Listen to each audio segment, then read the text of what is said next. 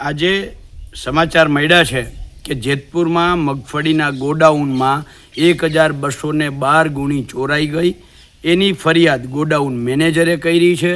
ત્યારે સવાલ એ ઊભો થાય છે કે આ 1212 ગુણી ગોડાઉનમાં બહાર નીકળી હશે, 3 ખટારા ભરાયા હશે, તો સીસીટીવી કેમેરા નહોતા, ત્યાં ચોકીદાર નહોતો, ત્યાં સુપરવાઇઝર નહોતો. જો આ બધું હતું તો એની મિલીભગતથી થયું છે. જો નહોતું તો સીસીટીવી કેમેરા વગરના ગોડાઉનની અંદર મગફળી રાખી જ શકાય નહીં, તો કેવી રીતે રાખવામાં આવી છે? આ મગફળી, સારી મગફળી બદલાવી અને એની જગ્યાએ ધૂળ ઢેફા કાંકરાવાળી મગફળી નાખવા માટે જ સીસીટીવી કેમેરા નથી રાખ્યા? એવું તો નથી ને. કારણ કે જો આ મેનેજરની બદલી ના થઈ હોત તો એ ગોડાઉનમાં એ જવાનો નહોતો 6 મહિના સુધી.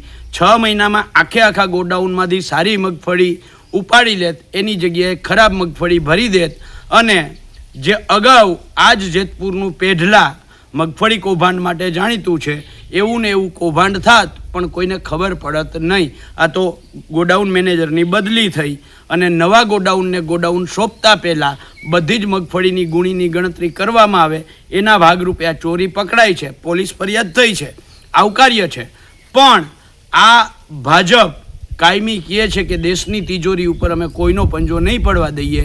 અરે મારા વાલા, તમારાથી એક મગફળીનો ગોડાઉન પણ સચવાતો નથી, ધ્યાન રાખી શકાતું નથી.